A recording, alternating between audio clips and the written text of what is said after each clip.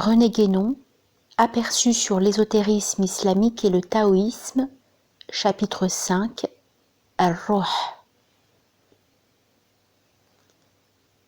Suivant les données traditionnelles de la science des lettres, Allah créa le monde, non par l'alif, qui est la première des lettres, mais par le ba, qui est la seconde. Et en effet, bien que l'unité soit nécessairement le principe premier de la manifestation, c'est la dualité que celle-ci présuppose immédiatement, et entre les deux termes de laquelle sera produite, comme entre les deux pôles complémentaires de cette manifestation, figurée par les deux extrémités du bas, toute la multiplicité indéfinie des existences contingentes. C'est donc le bas qui est proprement à l'origine de la création, et celle-ci s'accomplit par lui et en lui, c'est-à-dire qu'il en est à la fois le moyen et le lieu, suivant les deux sens qu'a cette lettre quand elle est prise comme la préposition bi.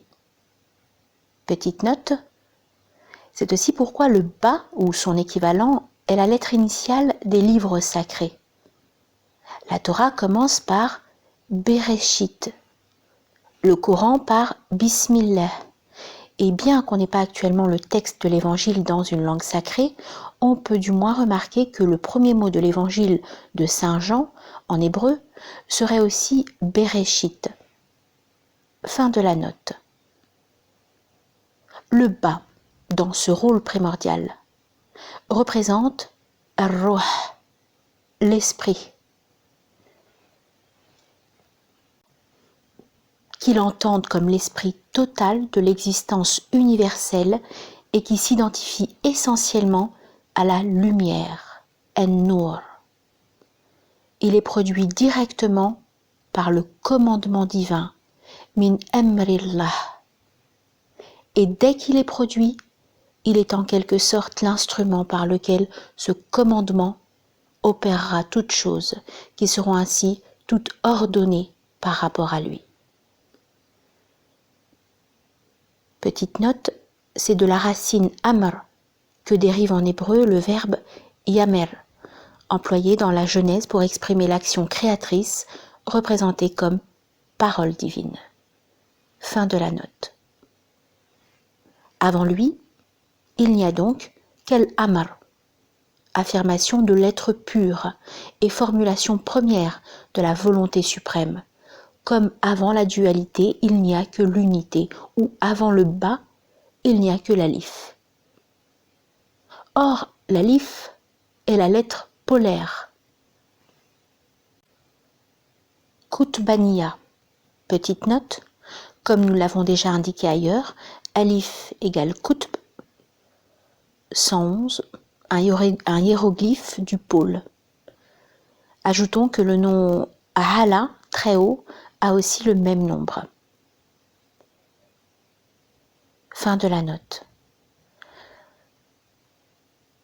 On disait donc, or l'alif est la lettre polaire, Qutbaniya, dont la forme même est celle de l'axe, suivant lequel s'accomplit l'ordre divin. Et la pointe supérieure de l'alif, qui est le secret des secrets, Sir al-Asrar, se reflète dans le point du bas, en tant que ce point est le centre de la circonférence première, Ad-Daïra al-Awwaliya, qui délimite et enveloppe le domaine de l'existence universelle. Circonférence qui, d'ailleurs, vue en simultanéité dans toutes les directions possibles, est en réalité une sphère, la forme primordiale et totale de laquelle naîtront par différenciation toutes les formes particulières. Si l'on considère la forme verticale de l'alif et la forme horizontale du ba, on voit que leur rapport est celui d'un principe actif et d'un principe passif. Et ceci est conforme aux données de la science des nombres sur l'unité et la dualité, non seulement dans l'enseignement pythagoricien, qui est plus généralement connu à cet égard, mais aussi dans celui de toutes les traditions. Ce caractère de passivité est effectivement inhérent au double rôle d'instrument et de milieu universel dont nous avons parlé tout à l'heure. Aussi, ar-ruh est-il en arabe un mot féminin? Mais il faut bien prendre garde que selon la loi de l'analogie, ce qui est passif ou négatif par rapport à la vérité divine, al-haqq, devient actif ou positif par rapport à la création, al-khalq. Petite note. Ce double aspect correspond en un certain sens, dans la Kabbale hébraïque, à celui de la Sekina, Shekinah, féminine, et de Métatron, masculin, ainsi que la suite le fera mieux comprendre. Fin de la note. Il est essentiel de considérer ici ces deux faces opposées, puisque ce dont il s'agit est précisément, si l'on peut s'exprimer ainsi, la limite même posée entre al-haqq et al-khalq, limite par laquelle la création est séparée de son principe divin et lui est unie tout à la fois, suivant le point de vue sous lequel on l'envisage. C'est donc, en d'autres termes, le barzakh par excellence.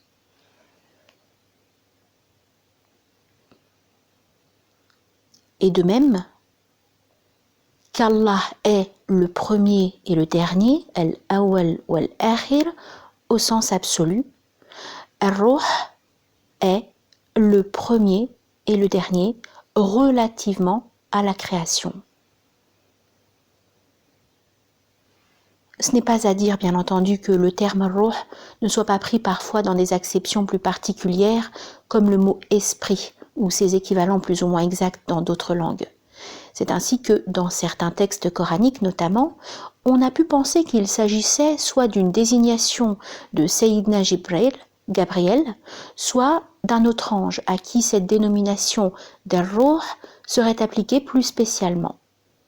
Et tout cela peut assurément être vrai suivant les cas ou suivant les applications qui en sont faites, car tout ce qui est participation ou spécification de l'esprit universel, ou ce qui en joue le rôle sous un certain rapport et à des degrés divers, est aussi ruh en un sens relatif, y compris l'esprit en tant qu'il réside dans l'être humain ou dans tout autre être particulier. Cependant, il est un point auquel beaucoup de commentateurs exotériques semblent ne pas prêter une attention suffisante.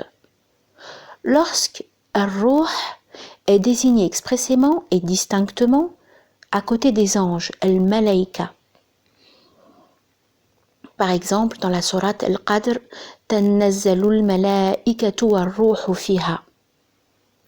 Comment serait-il possible d'admettre qu'en réalité, il s'agisse simplement de l'un de ceux-ci?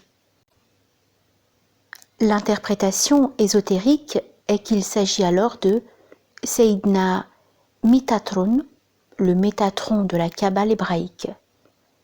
Cela permet d'ailleurs de s'expliquer l'équivoque qui se produit à cet égard, puisque Métatron est aussi représenté comme un ange, bien que, étant au-delà du domaine des existences séparées, il soit véritablement autre chose et plus qu'un ange. Et cela, du reste, correspond bien encore au double du barzakh. Petite note. Dans certaines formules ésotériques, le nom d'Ar-Ruh est associé à ceux de 4 anges par rapport auxquels il est, dans l'ordre céleste, ce qu'est dans l'ordre terrestre le prophète, alayhi salatu wassalam, par rapport aux 4 premiers khulafa. Cela convient bien à Mitratun, qui d'ailleurs s'identifie ainsi nettement à Ar-Ruh al-Muhammadiyya. Fin de la note. Une autre considération qui concorde entièrement avec cette autre interprétation est celle-ci. Dans la figuration du trône, al-Arsh, Ar-Ruh est placé au centre et cette place est effectivement celle de Métatron. Le trône est le lieu de la présence divine, c'est-à-dire de la Shekinah, qui dans la tradition hébraïque est la parèdre, ou l'aspect complémentaire de Métatron.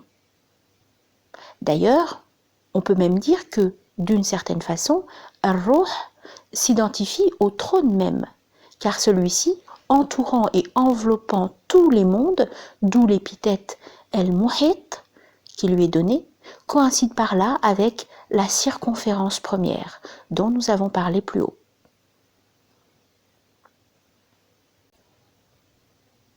On retrouve encore ici les deux faces du Barzakh. Du côté d'Al-Haqq, c'est Ar-Rahman qui repose sur le trône, mais du côté d'Al-Khalq, il n'apparaît en quelque sorte que par réfraction à travers Ar-Ruh, ce qui est en connexion directe avec le sens de ce hadith.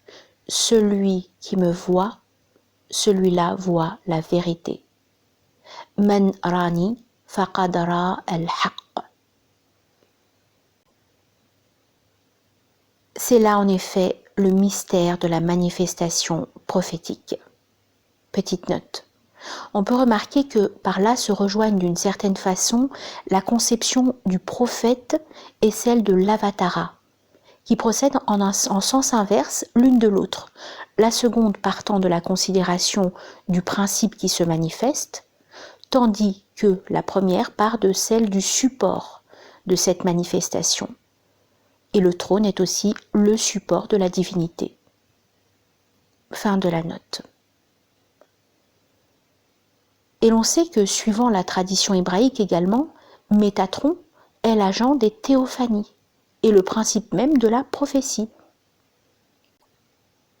Ce qui, exprimé en langage islamique, revient à dire qu'il n'est autre qu'Ar-Ruh al-Muhammadiyya, en qui tous les prophètes et les envoyés divins ne sont qu'un, et qui a, dans le monde d'en bas, son expression ultime dans celui qui est leur sceau, Khatam al-Anbiya ou al-Mursalin, c'est-à-dire qu'il est réuni en une synthèse finale qui est le reflet de leur unité principielle dans le monde d'en haut, où il est Awwal Khalqillah, ce qui est le dernier dans l'ordre manifesté, étant analogiquement le premier dans l'ordre principiel, et qui est ainsi le Seigneur des premiers et des derniers, Sayyid al-Awwalina wal-Akhirin.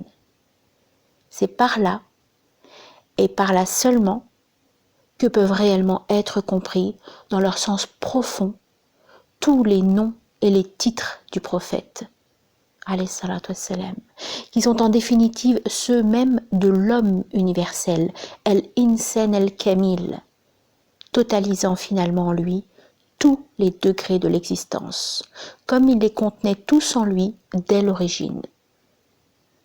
Alayhi salatu rabbil arshi dawman, que sur lui la prière du Seigneur du trône soit perpétuellement.